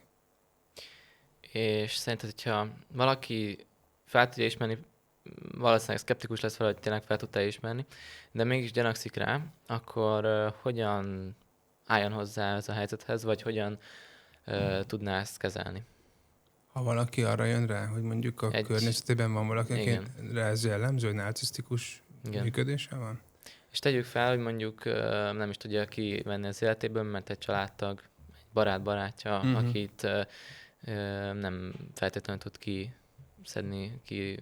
menni a saját életéből. Képzeld el, hogy ez nem könnyű. Én is voltam olyan helyzetben, ahol egy narcisztikus hajlamú személy közel volt hozzám, és annak ellenére, hogy felismertem, tudtam, mondták, nem tudtam belőle kijönni. Az a szuper képessége a narcisztikusoknak, hogy elhiggetik veled azt, hogy te vagy a hülye. Hogy veled nincs van, és elkezdesz kételkedni a saját igazadban. Én azt gondolom, és vannak ilyen narcisztikus kutató szakemberek, akik sokkal jobban tudják. Szerintem, hogyha valami nem oké egy kapcsolatban, akkor ne a szomszédunktól kérjünk tanácsot, meg a haverunktól, meg a robotember ChatGPT-től, hanem áldozzunk egy pár alkalmat terápiára, és beszéljünk egy szakemberrel, és a szakember irányba fog állítani. Mert ez nyilván az narcisztikusok azok olyan embereket találnak meg, akik fogékonyak arra, hogy elhiggyék ezeket a hazugságokat. Tehát egy olyan korai hiedelem, egy olyan sémával élek, hogy amíg kevesebbet érek, és ezt egy másik fél erre rá tud csatlakozni, megérzik, ugye hol vagy gyenge, és oda szúrnak, és erre rácsatlakoznak, és még ezt is mélyítik benned, akkor ott kész, ott vége a sztorinak. Az tök nehéz. Én talán azt értettem meg ebből, hogy úgy tudnak ezzel ellen mondjuk védekezni, most ha így ezt mondhatom, hogy már előre öntudatosak vagyunk, és átdolgozunk ezeken a problémáinkon, és akkor, amikor jön egy ilyen helyzet, akkor nem fogjuk hagyni, sokkal nehezebb lesz annak az embernek, vagy nem fog tudni fogást találni rajtunk, mivel mi tudjuk magunkról, hogy igazából ki vagyunk, és így nem tudnak ebbe így belemenni. Ez így van, egyetértek vele, nagyon könnyű ezt így mondani. Könnyű, igen. De mondom, hogy én is és ez, tehát egy terapeuta létemre is belecsúsztam egy ilyenbe. Az szerintem, amit, hogyha emlékszel így kicsit keretbe, amit a könyvvel kapcsolatban kérdezte, hogy mi lenne az üzenet, amit így kiemelnék, hogy ne higgy el mindent, amit hallasz. Azért, mert valaki azt mondja, hogy nem vagy elég jó, nem kell, hogy elhidd, jó? Vagy hogyha valaki azt mondja, hogy nem tudom, mit csináltál, mi történt, hogy volt, kit bántották, tehát hogy azért, mert hogy ő azt mondja, attól nem lesz igaza valami. Jó? Csak ők tényleg képesek ezt úgy előadni, hogy az ember így elgondolkodjon. De talán igen ez, hogy ha a legkisebb szikrája fennáll így a gyanúnak, akkor tök jó lenne, hogy az ember tudna segítséget kérni. És mondom még egyszer, ne a barátnőnktől, mert ne ahogy hívják, robotembertől, hanem élő, tehát tanult, szakképzett segítség. Hogyan tudunk szerinted valaki olyanon segíteni, aki közel áll hozzánk, szeretjük őt, de ő nem akarja, hogy segítsünk neki? Sehogy. Ha valaki nem akarja, hogy segíts neki, ígéri, akkor nem fogsz tudni segíteni neki. Nekem az első kérésem pont most nemrégiben jött hozzám megkerestek, hogy egy tinédzser ember kéne segítség, és egyébként kompetenciahatáron belül volt, ha bár nem foglalkozom gyerekekkel, de ez egy olyan dolog, hogy egy pár alkalmas őszinte beszélgetés, meg egy-két ilyen kis trükk, ötlet, tipp, az úgy tudnak is segíteni, ezt meglátjuk, és az első később a szülők között az volt, hogy szeretné a gyermek a terápiát, és mondta, hogy hát néha igen, néha nem. És mondtam neki, és itt jön megint csak etikai kérdés, mondhatom azt, hogy jó, kezdjük el most. És azt mondtam nekik, hogy akkor keressenek meg, amikor a gyermek úgy döntött, hogy szeretné. Tudod, nagyon sok ilyen van, hogy az alkoholista családtag, és akkor önhatalmulag bedobjuk az elvonóra. Az ott végigcsinálja ezt, amit 90 napot, aki jön, mi fog vele történni? Visszaesik. Jó, tehát aki nem akar, és van egy ilyen érdekes kifejező, szenvedés nyomás. Ha nem elég nagy a szenvedés nyomás ahhoz, hogy akarjak változtatni az életemben, akkor nem fogok. Ha már olyan mértékű ez a szenvedés nyomás, ami jelentheti azt, hogy megromlottak az emberi kapcsolataim, akár az alkohol, a cigi, testi tüneteket okoz, és már nem bírom tovább, akkor fogok igazából változást akarni. Úgyhogy úgy láttam az előbb picit az arcodon, mint hogy elkeseredtél volna, vagy csalódott lettél volna ebben a válaszomban, hogy nem tudsz segíteni, aki nem szeretne. De különben pedig örülök, hogy őszintén válaszoltál, mert mondhatod volna, hogy hát meg így, meg úgy. Nem, szerintem ez egy nagyon szép válasz. És visszacsatolva arra, amit te mondtál, én is ezt egy másik podcastben talán hallottam, hogy ez a nyomás talán kicsit praktikusabban úgy mondták, hogy hát valaki olyan lakásban lakik, ami igazából nem is olyan jó, nem is olyan rossz, még csak kicsi penisz van a falon, de még nem annyi, úgyhogy még ott tud lakni, de hogyha már jobb lenne a penisz, mert már nem tudna főzni a konyhába, akkor már rég kiköltözött volna, hogyha a munkába hát éppen nem olyan rossz a főnöket, de amúgy nem szeret bejárni, meg amúgy, így meg úgy, de azért el van, de hogyha sokkal rosszabb lenne a munkája, akkor kénytelen lenne lépni. Ezt így tudom praktikusabb. Így van, ez egy nagyon szép megfogalmazás. Honnan tudja valaki, mondtad már, említetted, hogy mindenkinek szerinted szüksége lenne egy ilyen párterápiás ülésre, viszont honnan tudja valaki, hogy már tényleg gáz és most el kell menni? Amikor már a penész olyan a lakásban, hogy már nehezen lélegzel. Figyelj, csak az van a magyar néppel, én is magyar vagyok, ettől függetlenül az a baj ezzel a kelet-európai mentalitással, hogy azt gondoljuk, hogy ez egy gyengeség. Hiszen azt verték belénk, hogy nem sírunk, mert az gyengeség, nem mondok negatív érzéseket ki, mert az gyengeség, jó? Aki egy ilyen világban nő fel, és a magyarok nagy része ebben nőtt fel, és talán változnak a generációk, vagy könnyebb lesz, de hogy nagyon nehéz az embereknek azt a fejükben átformálni, hogy ez pont az, hogy erőssé tesz, hogy felismerem azt, hogy hol vagyok gyenge, ezt tesz erőssé. Ez kicsit ambivalens, ilyen kicsit ellentmondásnak hangzik, de én ebben hiszek, hogy vannak sztereotípiáink, előítéleteink, elsődleges gondolataink erről, de hogy mindenki tapasztalja meg. Nálam például minden terápiás ülésen, a legtöbb terápiás ülésen, hogy az első alkalom, az első beszélgetés, az ingyenes például.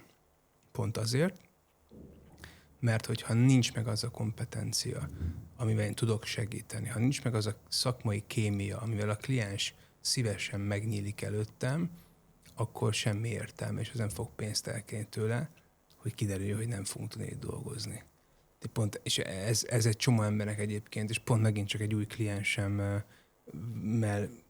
most kezdtük a munkát, és pont ez volt, hogy meggyőzte őt, és ezt tök jót visszahallani, hogy nem arról volt, hogy gyere el, fizesd be, mondd el nekem, ha nem vagyok szimpatikus, már fizettél, akkor is mondd el, hanem az, hogy nézzük meg, üljünk le, mondd el, beszélgessünk, és ha úgy döntesz, hogy neked ez hasznos, segítség tud lenni, én azt mondom, hogy képes vagyok olyan dolgokat megmutatni, rávilágítani segít, akkor utána fizes csak. Etika megint. Egy idézetet engedj meg Pától, azt írja, hogy a gyengeségemben rejlik az erő, csak ez jutott így eszembe arra, amit Ki mondta ezt? mondtál. Pál apostol. Oké.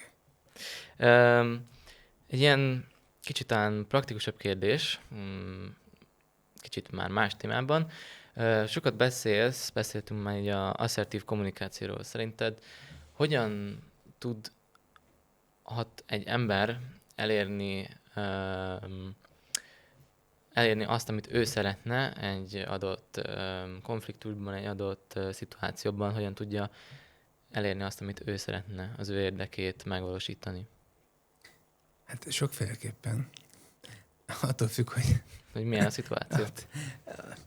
Alapvetően van egy modell erre, egy konfliktus feloldás, konfliktus kezelési modell, ez a Thomas és Kilmann féle modell, amikor arról szól, hogy az asszertivitás az egyik tengely, az érdekérvést, és másik pedig a kapcsolatnak a megőrzése. És attól függően, hogy mennyire fontos az én érdekem, illetve mennyire fontos az én kapcsolat, annak a metszetében milyen attitűdök vannak. Ez picit így leegyszerűsítve, azt gondolom, hogy ugye az ember meg tudja agresszíven rombolva is a problémáját, meg képes a lehető legérdekérvényesítőbben úgy megoldani, feloldani, nem tudom, hogy abban a másik fél is jól érezze magát. Én ebben hiszek. Ugye az erőszakmentesség, amiről olyan sokat hallottál te is biztos tőlem. Te a saját életedben hogyan kezeled a stresszt és a súlódásokat? Viszonylag kevés stressz az, amit én megengedek, hogy elérjen.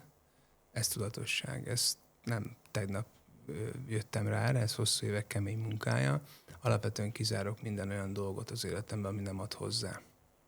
Ami elvesz, az be se jöhet, ami nem ad hozzá, azt is próbálom kizárni.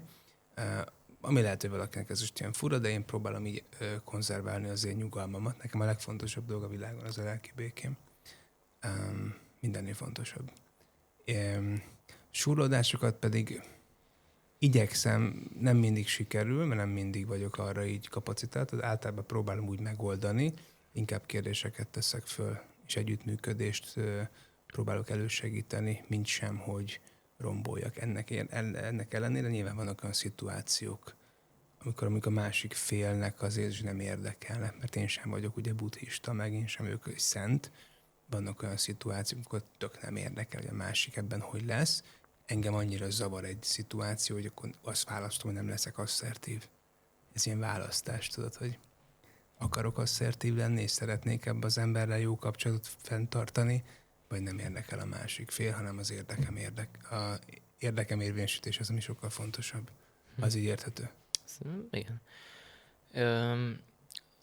Hogyan tudod megőrizni a lelki békédet? Azzal, hogy kiszűröd azt, tehát hogy nem engeded be a stressz az életedbe? Igen. Úgy érzem, úgy igyekszem és törekszem megőrizni a lelki békémet, hogy van egy tök érdekes dolog, és ez egy kicsit ilyen mindfulness-es gondolat.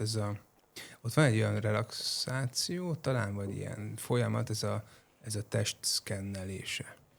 Most, amit én csinálok, az ilyen a saját magam teljes szkennelése, ami most már ilyen háttérben zajlik. Ez nem tök furán hangzik, most, hogy kimondtam egyébként, hogy minden pillanatban, amikor valami nem oké, te is biztos érzed magadon azt, még ha nem tudod a regisztrálni a negatív érzést, de érzed, hogy nem oké. Úgy nem tudom, földhöz csapnám ezt a poharat, vagy ugye küldenék az anyjába valakit, vagy csak úgy földhöz vágnám magam és hisztiznék. Ilyenek vannak. És ezt megelőző lépés, amikor azt érzem már, hogy valami nem oké, valami belső feszültség van bennem, nekem az egyik kedvenc technikám, és lehet, az is benne van ebben a könyvben, nem vagyok biztos, hogy 3 kérdést fölteszek magamnak. Mi a negatív érzés, ami most úrrá lett rajtam? Mi az, ami kiváltotta ezt? Milyen gondolat váltotta ki? Milyen esemény váltotta ki? És mire volna szükségem? Tehát mi fontos számomra? Mi a szükséglet, ami nem teljesül most itt? És tök érdekes, a 3 kérdést fölteszed, gondolkodásra készteted magad. A fókusz, a nyavajgásról, a dűről átcsúszik a racionális működésé, és akkor ilyen egészséges felnőtté napba tudunk kerülni. Én erre törekszem mindig. Ennek ellenére van, amikor rádudálok valakire az úton, van, amikor kiordítok, hogy kussoljon már valaki. Ilyenek vannak, hát emberek vagyunk. Számodra mit jelent a boldogság?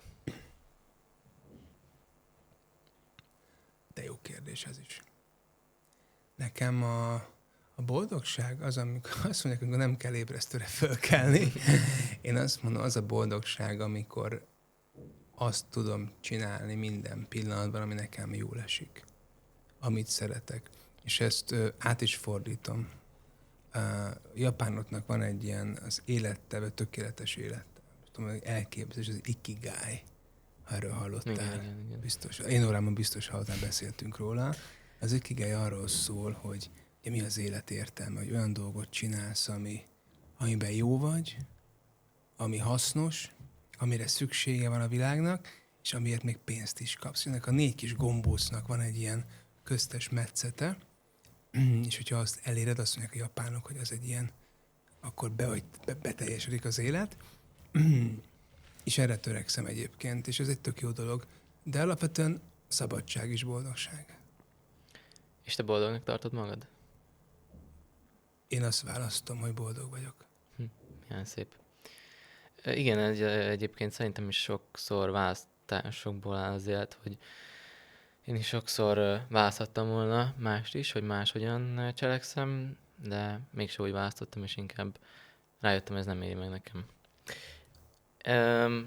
Hogyha visszamehetnél az időben, milyen tanácsot adnál a 20 éves önmagadnak? A 20 éves önmagamnak, nem tudom, 16-7 éves önmagamat megpofoznám valószínűleg. Hogy térj már észhez. A 20 éves önmagamat megölelném, azt mondanám, hogy csináld azt, amit csinálsz. Képzeld, tök érdekes, hogy semmi nem változtatnék. Egy csomó dolog történt velem egyébként, ami engem formált, mint mindannyiunkat valószínűleg. Egy csomó olyan tragédia, meg balszerencse, meg negatív esemény ért, ami ugyancsak oda sodort engem, ahol most vagyok. A tanácsom az lenne csak, hogy higgy magadba, és csináld azt, amit gondolsz, hogy jó. Szerinted mi az, amiről nem beszélünk eleget, mint magyarok, mint emberiség, világszinten akár?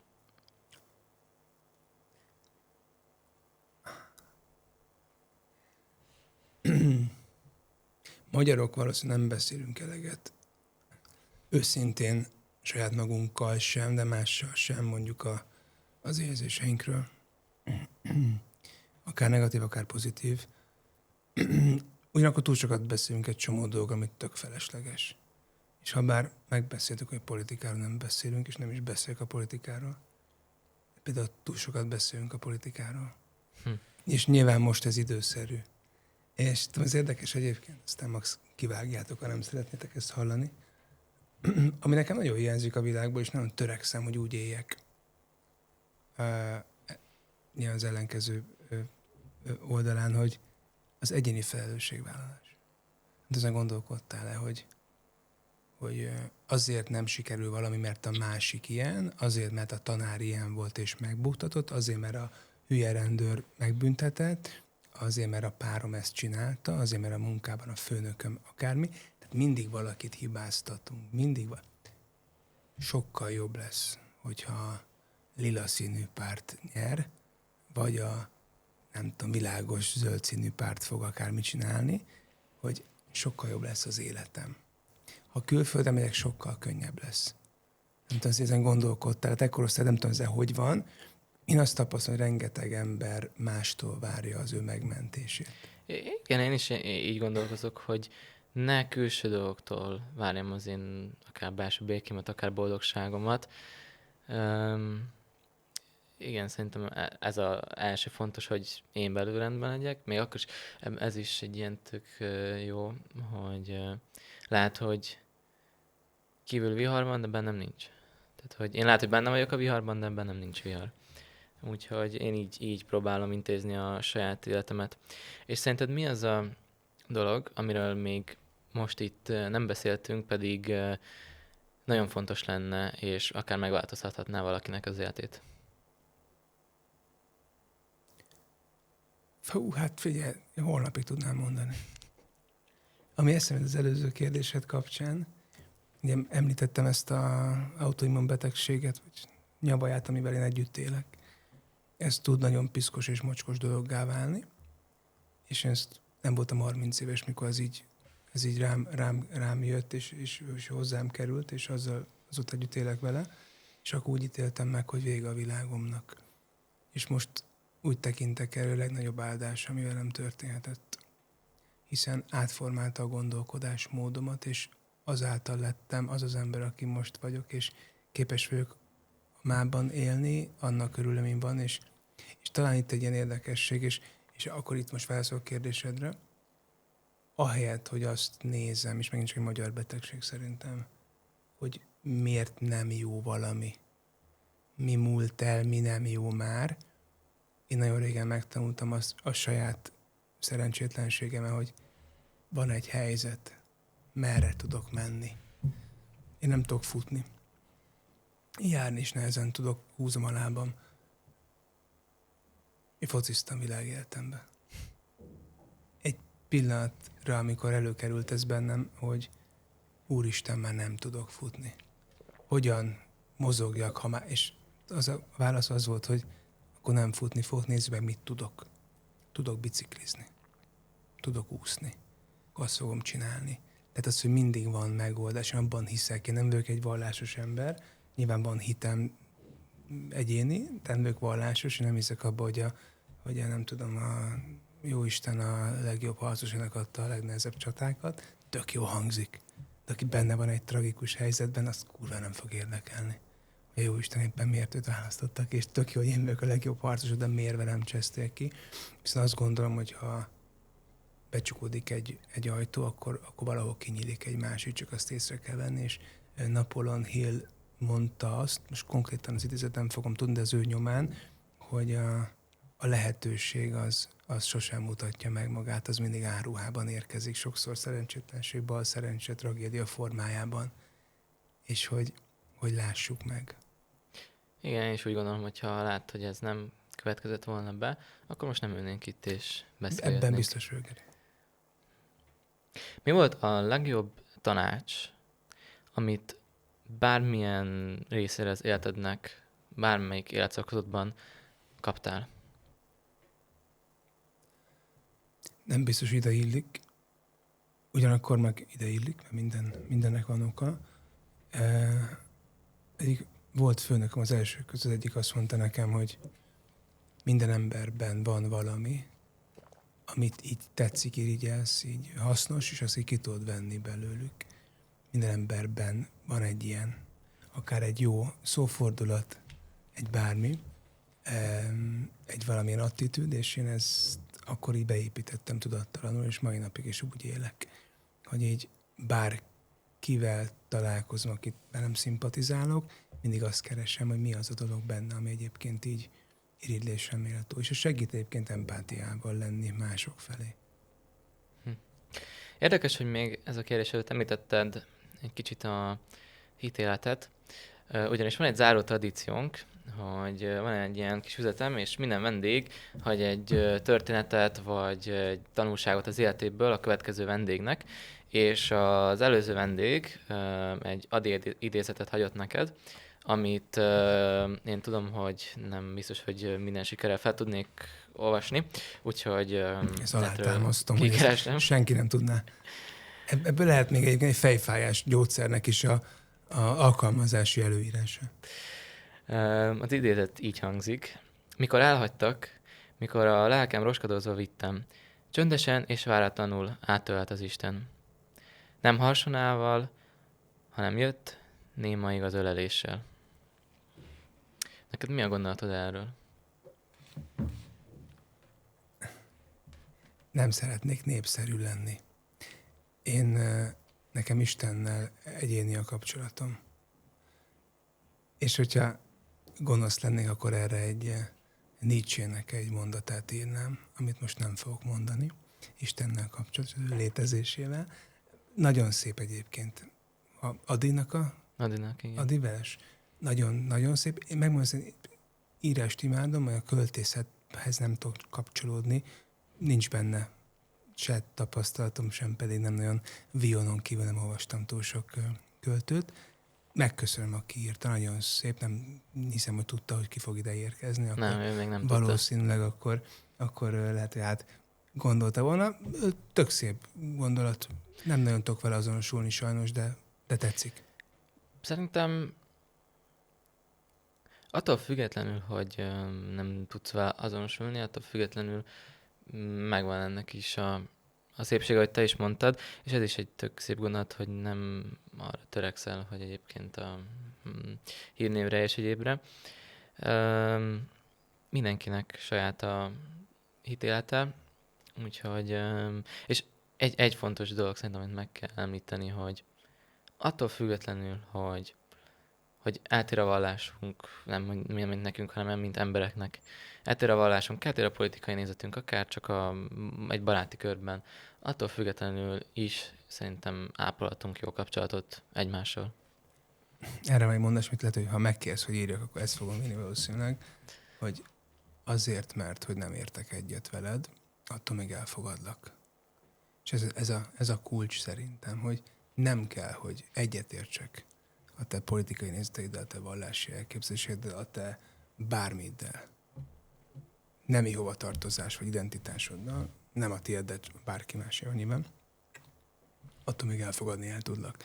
És van egy nagyon fontos, számomra egy tök fontos egy ilyen emlékem, a magyar pszichiátria atya szerintem, a Tringer professzor emeritus, egy idős szakember, akinek egyszer végighallgattam egy több órás ilyen Zoom előadását, így nagyon érdekelt, empátiáról szólt, és arról beszélt, hogy magát az embert, hogy azt el tudjuk és el is kell fogadnunk. Az, hogy mit tett, azt nyilván nem utasítsuk el a gyilkosokat, utasítsunk el mindent, de az, hogy az ember maga, hogy ezt el tudjuk fogadni. És most nyilván nem így szélsőségesen, de mondjuk az eltérő meggyőződések. Nekem tök mindegy, hogy valaki kék vagy zöld. Fiút szeret fiú, lányt szeret lányt, kutyát, macskát, tök mindegy. Ameddig velem úgy viselkedik, ahogy a számomra egészséges és jó, addig tök mindegy. Tehát ismerjünk meg mi a saját szemszögünkből a másik embert, és nem pedig a mások véleményé alapján alkossunk egy képet valakiről. És ne ítélkezzünk, mert ahol az ítélet, ott van a munkánk, szerintem. Érdekes, mert az előző vendég azt mondta, hogy ahol a félelmünk, ott van a munkánk. És Ezt nem tudom, ki volt ez a vendéged, mert szerintem ezt talán a Jung mondta, vagy nem is tudom, melyik híres pszichiáter. Igen, ahol a félelem, ott van a munkánk, én ezért ennek a nyomán az, hogy ahol az ítéletünk, ott is munkánk van, hiszen miért ítélek meg valakit? Mi lehet nekem a bajom? Tegyük fel most óriási nagy Magyarországon ez a gender story. Nem tök mindegy, hogy a Jancsika a Pistikét szereti, vagy Julcsi a Klárit. Mit érdekel az engem? Hát boldogok. Nem? Ha nem érdekel, nem nézek oda. Ha a tévében van egy olyan film, amiben klasszikus Netflixen, ugye a sokszínűséget be akarják mutatni. Néha túltolják. Van olyan sorozat, amit befejeztem, mert volt benne egy olyan karakter, akit nem tudtam. De nem ítéltem. Azt mondtam, hogy én akkor nem nézem. De tök oké. De nem ítélkezek. Ha nekem nem oké, akkor nem fogom nézni. És ugyanígy mindenkit, hogy engem miért zavar az, hogy valakinek a bőrszíne más? Nem ott van a munkám nekem? Hiszen az ember lehet nem tett velem semmi rosszat. Csak van egy sztereotípiám, egy előítéletem, vagy bármi. Ne ítélkezz, hogy ne ítéltes, mert amennyivel te mérsz, annyival fognak neked is mérni. Lehet, ez egy kicsit szakrális, ilyen vallási jellegű. Igen. Ez csak egy idézet volt. Abszolút, igen. Korrekt, és azért mondom, hogy az ítélkezés, igen, amúgy az egyik pillére az én szakmai énemnek a ítélet nélküliség, ez a feltétel nélküli elfogadás. Igyekszem elfogadni mindent, és mindenkit nyilván ameddig az én jogaimat, szándékaimat, érdekeimet nem keresztezi. Nagyon szép. Úgyhogy téged is arra szeretném megkérni, hogy akár írott azt, és bár egy kicsit leszpoilerezted a következő vendégnek. Nem azt fogom írni. Egy olyan történetet, vagy megélést, tanácsot, lehet akár egy nyitott dolog is. Új lapra? Igen, nyitunk neked egy új lapot, amit te szeretnél, hogy a következő vendég elgondolkozzon rajta. Köszönöm szépen, és akkor egy közérdekű közlemény, vegyen mindenki meg a könyvet, de csak akkor, hogyha... 2 vegye mindenki. De csak akkor, hogyha... Ha készek belenézni a tükörbe, mert ez a könyv ez nem fejeződik be ott, ahol becsukod, ez tovább fog menni veled. Most már 200 fölött járunk így a vevők, olvasók között, és nagyon sokan ezt jelzik vissza, hogy tovább megy velük, és velük marad, úgyhogy ne a weboldalon, webshop, Facebook, Instagram, mindenki majd a linkben benne velem lesz. személyesen mindenre válaszolok, nekem nagyon fontos, nem a nagy könyvesboltok, nem a nagy franchise-ok polcain porosodik szerencsétlen, hanem ez a szerencsés, ez úgy megy hozzád, hogy tőlem személyesen. Én postázom, én megyek oda, én borítékolom be, én írom alá. Jó, tehát hogy ez a személyes kapcsolat, ez nekem baromi fontos az olvasókkal, és azért is jó, hogyha van egy kontakt, hogy tőlem rendelünk, vagy tőlem rendel bárki személyesen, mert akkor meg lesz így a kapcsolat, és várom visszajelzést, és ez tök jó dolog nekem, úgyhogy... Úgyhogy a leírásban minden info megtalálható, és nagyon szépen köszönjük a figyelmet a nézőknek. Sziasztok! Köszönöm szépen én is.